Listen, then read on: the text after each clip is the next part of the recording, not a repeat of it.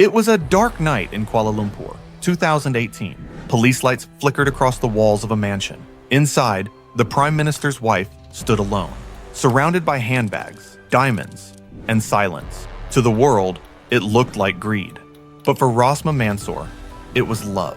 Love measured in diamonds, and in the man who gave them to her.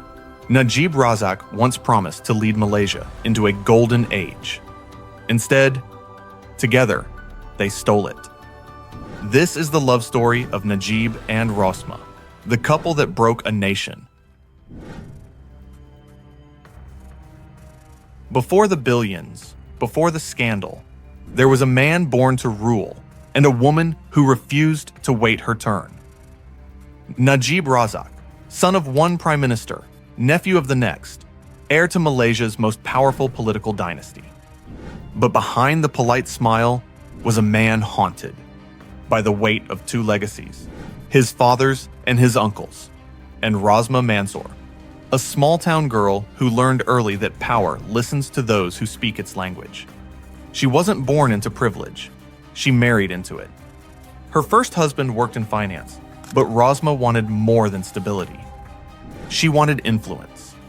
And then, one night in the late 1980s, in a ballroom glowing with champagne light, their eyes met across the room. It wasn't fireworks. It was recognition. Two ambitious souls who saw in each other the same hunger. He saw confidence, glamour, and loyalty. She saw destiny, a man on his way to the top. Soon, whispers spread through Kuala Lumpur's elite. A married woman and the Prime Minister's son. It looked like a love story. But what they built was an alliance. She gave him image. He gave her access. Together, they gave each other everything they wanted. Until they wanted more. And in that union, Malaysia's fate began to change. But before they could build their empire, they had to burn the lives they'd already built. Before they were Malaysia's power couple, they were two married people, making a choice that would cost them everything. Najib Razak already had a wife, Tengku Putri Zainah, known among friends as Ku Yie, a woman of royal blood, perfect for the son of a prime minister. Together, they had children, standing, respect. Divorce was unthinkable in Malaysia's political elite, but Najib was already restless, haunted by legacy, drawn to someone who saw him not as a symbol, but as a man. Rosmah Mansor had her own family, a banker husband, Abdulaziz Nongchik, and two young children. She had comfort, stability, and a life most would never risk. But comfort bored her. She wanted movement, not safety. When Najib appeared, he looked like a door she was meant to walk through. Their affair began in whispers, but in Kuala Lumpur's small circles, whispers travel fast. For Najib's mother, Tun Raha, the widow of a national hero, it was humiliation. For Rosmah's husband, it was betrayal. For both their families, it was scandal. Najib's colleagues warned him, a divorced politician is a wounded one. But Najib didn't flinch. He chose her, and with that choice, he broke not only two marriages, but the expectations of an entire dynasty. In 1987, the divorces were finalized. They married soon after. And just like that, the son of Malaysia's most respected family, and the small-town girl from Negeri Sembilan, became one of the country's most talked about couples. The public saw passion. Their families saw betrayal. And somewhere in between was the truth that love, in their world, was never free. It always came with a price. To silence the whispers, they turned their marriage into performance. What began as love became strategy. A union polished for the cameras, rehearsed for power. They said theirs was a fairy tale marriage, a prince of politics and his glittering bride. In public, they smiled like royalty. In private, they began to build an empire. Rosmah learned quickly that power could be worn like perfume. Every appearance, every photo, every jewel. all part of a new image, the elegant, modern face of Malaysia's ruling class. Najib gave her status, and in return, she gave him something he lacked: the aura of sophistication, the illusion of control. Together, they understood what others didn't. Politics is theater, and love can be its most convincing performance. Soon, she was no longer the politician's wife. She was the first lady in waiting, advising, arranging, commanding. Ministers whispered that even Najib took her counsel before his own, and she reveled in it. The parties grew grander, the gifts more extravagant. The distance between the people and their leaders wider with every diamond clasp. Najib rose through the ranks with the inevitability of birthright. Deputy Minister, Defense Minister, Deputy Prime Minister, each title another step toward the throne she'd already imagined for him. By the mid-2000s, they stood on the edge of absolute power. A couple so polished, so perfectly rehearsed, that the nation mistook ambition for love. But alliances built on desire rarely last. And behind the doors of that gilded marriage, the first cracks had already begun to form. When Najib finally rose to the highest office, Malaysia watched a familiar heir claim his destiny. But inside the palace walls, the love story that once defied their families was beginning to devour itself. Because now it wasn't love that bound them. It was ambition. It was hers. Rosmah Mansor, no longer the minister's wife, no longer content to stand beside the throne. She had become the throne. The public saw the prime minister's wife, polished and poised. But in truth, she was Malaysia's self-proclaimed first lady, a title no one bestowed, but none dared to challenge. She built her own network of loyal aides and businessmen who owed her favors. Decisions once made in cabinet rooms now began in her living room. Businessmen whispered that no deal moved forward without her blessing. Ministers flattered her with gifts and loyalty. And Najib, the prime minister, the son of two legacies, seemed content to let her reign. She reveled in the role. At charity galas, she dripped in jewels, each diamond a declaration of status. When critics questioned the cost, she smiled and said, "Jealousy is a disease." To her supporters, she was a woman finally taking her place in a man's world. To her enemies, she was Malaysia's Imelda Marcos, a symbol of excess, a queen of vanity and power. As Najib's authority grew, so did her shadow.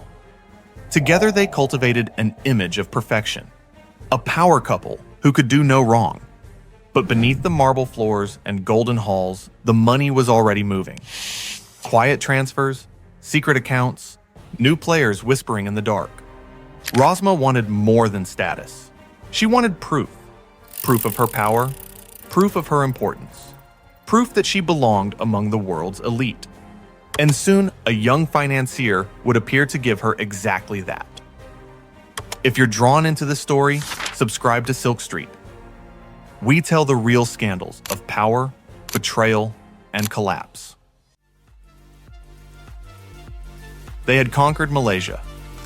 But what do you give a couple who already has everything? The answer: more. By the late 2000s, Najib and Rosmah had built their palace in both marble and myth. He was the modern statesman, the son of two legacies, the man who promised Malaysia its golden age.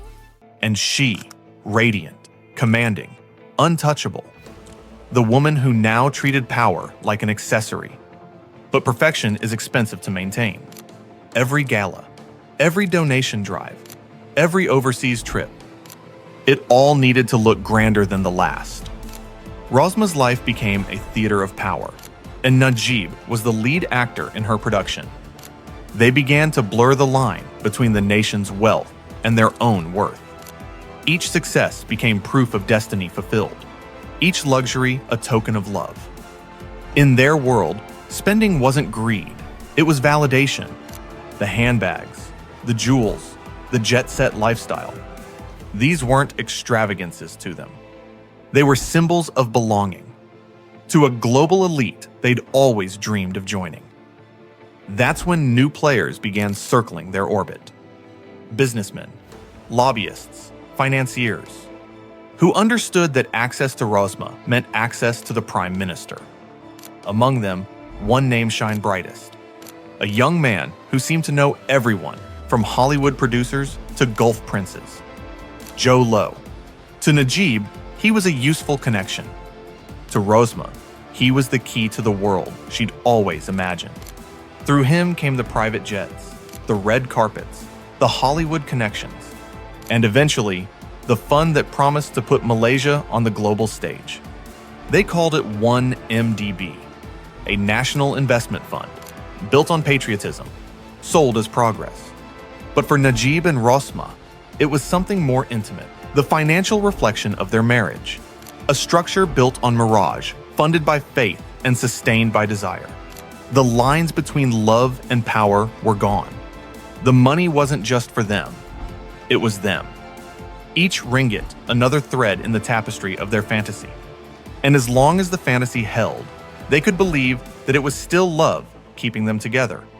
But the thing about illusion is, they demand constant feeding. And when the money stopped moving, so did the magic. For a time, the facade held. The economy glowed, the newspapers smiled, and the couple looked untouchable. But behind the gilded doors of Putrajaya, their world was beginning to fracture. The money slowed, rumors spread, and for the first time, Najib and Rosmah found themselves on opposite sides of the same storm. He wanted control, she wanted loyalty, and both were running out of each. When questions began to surface about the billions vanishing overseas, Najib blamed his enemies. Rosmah blamed incompetence. Neither blamed themselves.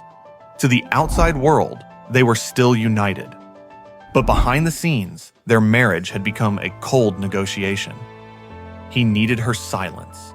She needed his signature. What began as partnership had hardened into survival. As Malaysia's rage grew louder, they retreated into the only thing they still trusted, each other. But even that loyalty was poisoned. The late-night meetings, the desperate cover-ups, the private fights that ended in silence.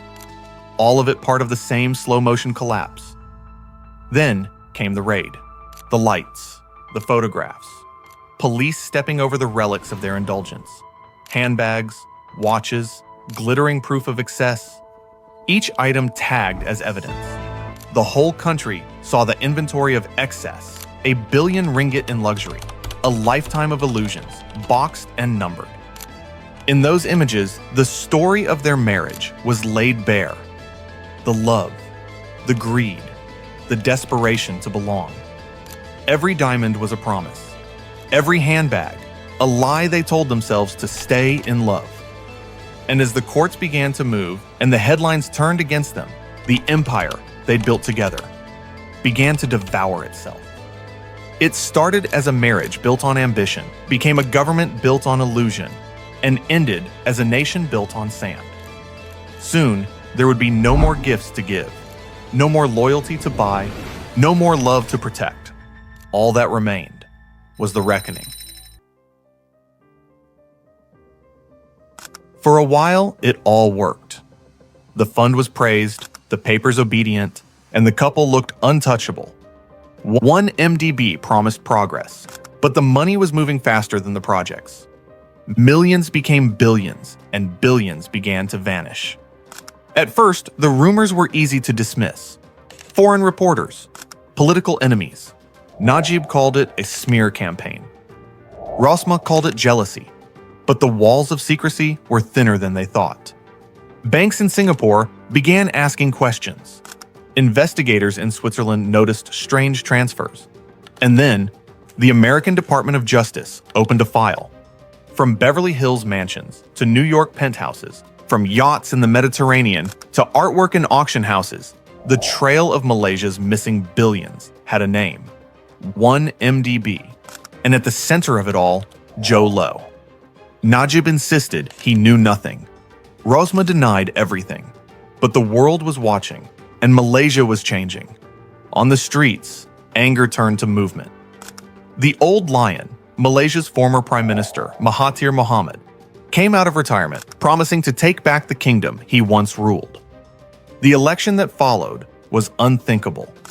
For the first time in history, Malaysia's ruling party fell.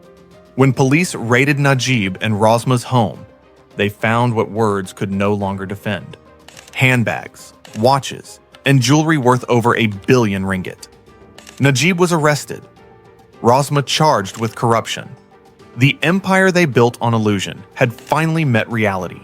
And in the end, the woman who once called herself the First Lady stood in silence, surrounded by the glitter that betrayed her. When the votes were counted, history broke. The empire of power that had governed Malaysia for 6 decades was overthrown by its own people. For the first time, the nation had chosen change, and the couple who once ruled like royalty faced the glare of justice. Najib Razak, once the heir to 2 prime ministers, was convicted of corruption and sent to prison.